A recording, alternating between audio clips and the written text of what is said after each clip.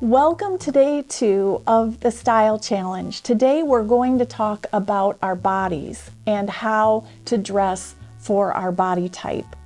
You know, our bodies, as we move through life, whether we're young or old, it moves through various fitness levels, various health levels. We have children, some of us. We have times where we're more active and less active.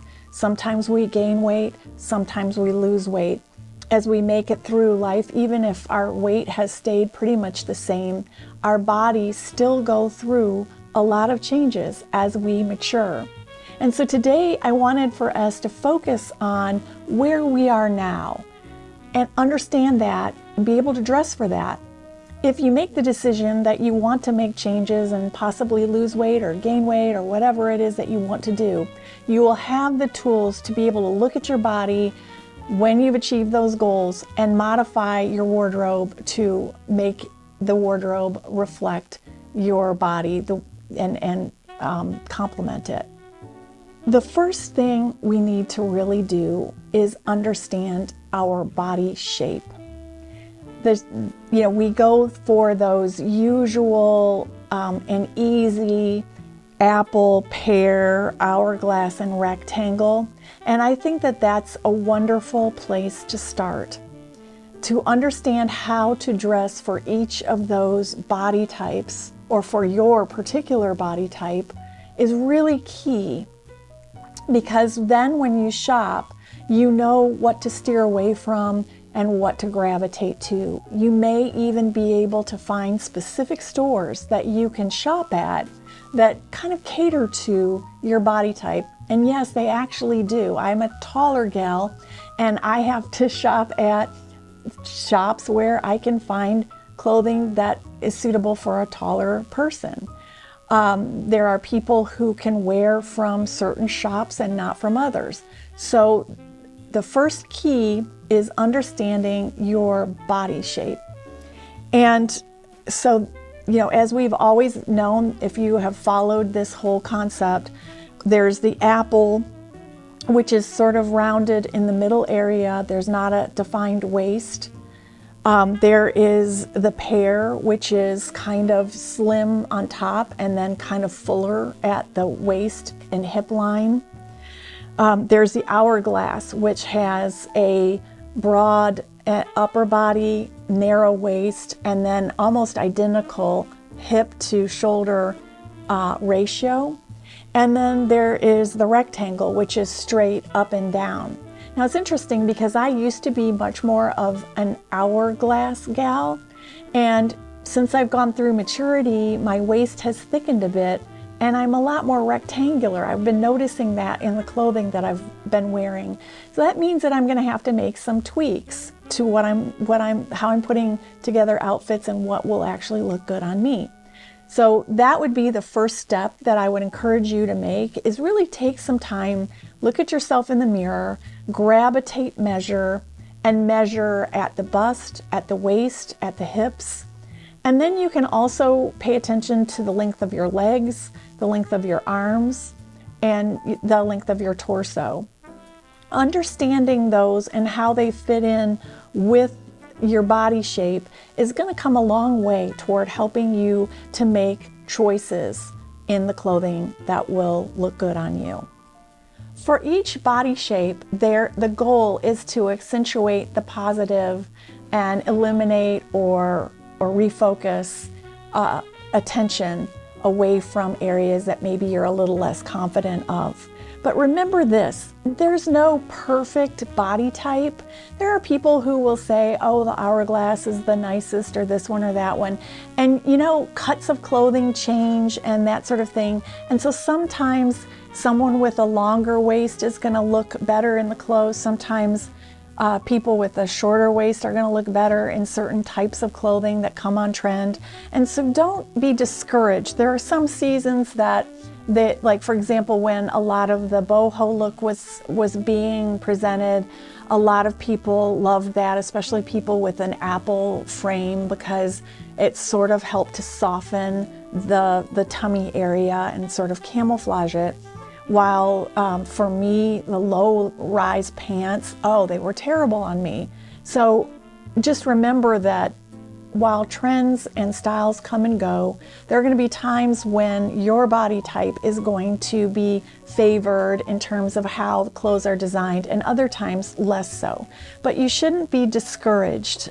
Just keep wearing the clothes that really suit you, and you may need to have some of them altered so that they will better fit your body.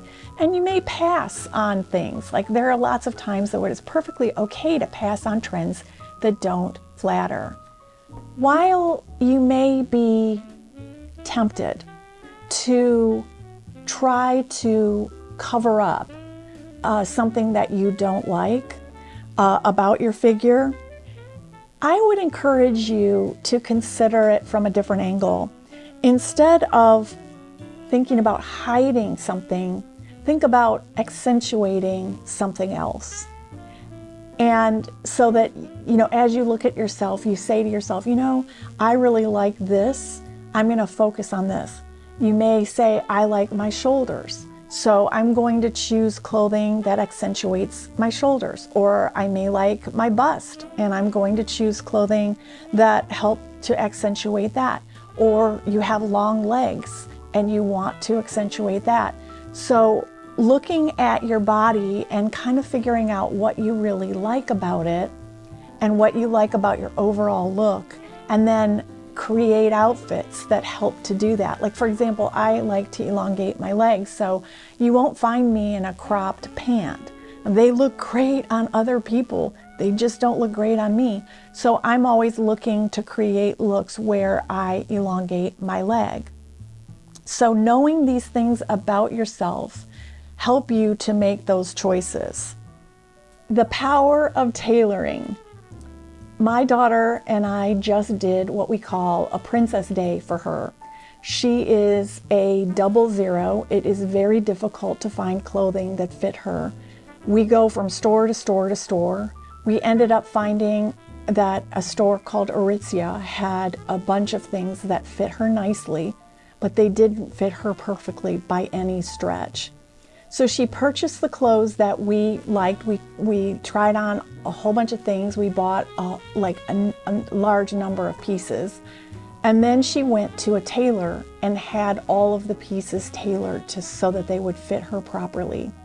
Unfortunately, petite people, small people, people that have different kinds of proportions are going to need or want to tailor their clothing. And this is where making the decisions about how much to invest in given pieces, given that you're going to tailor them, you will probably want to choose clothing that is made from nice fabrics that can handle being tailored, that are going to be able to stand up and be worn for a while, be worthy of the investment. Finding a good tailor can be a little bit challenging, but oftentimes you can kind of go into tailor shops and see the kind of work that they do, or you can get referrals from friends. But in any event, having your clothing tailored to fit you may be an important key, especially if you're investing in pieces that you want to wear for a long time to come, classic pieces and that sort of thing. I think one of the things that is a little bit difficult, and having gained weight over the last couple of years and then having lost it, I know that during that period where I was heavier, I felt like I lost a bit of confidence in myself. But I think that one of the things that I really tried to do was, regardless of how things were fitting and that they didn't quite look the way I was used to wearing them and so forth, I played with the wardrobe so that I could get attractive looking outfits, and that I actually invested time in creating a situation where my wardrobe would work for me, and so that I could go out and feel confident about myself. I would encourage you to do the same thing. Regardless of where you are in the continuum of your journey with your body, really invest some time in outfits, taking the time to play with your wardrobe. Really important so that you look good and you feel good. And when you go out, you can go out with confidence. So this is day 2 of our 7-day challenge. But don't worry if you miss day 1 or you're coming in the middle. I have a whole playlist that I'm going to be providing. And so all you have to do is do the playlist and you'll get all of this great content. Remember too that this is a starting point, and what I'd like to encourage you to do if you want to stop at a given point and dive in deeper, there are a lot of resources that pertain to body shape.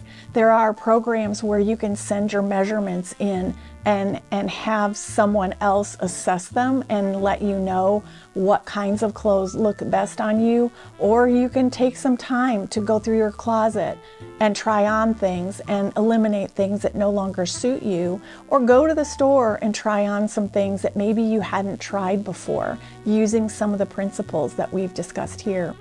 This is a starting point, and I hope that you will join me through the rest of this challenge. There are 7 challenge days ahead, or there's actually going to be, 5 more.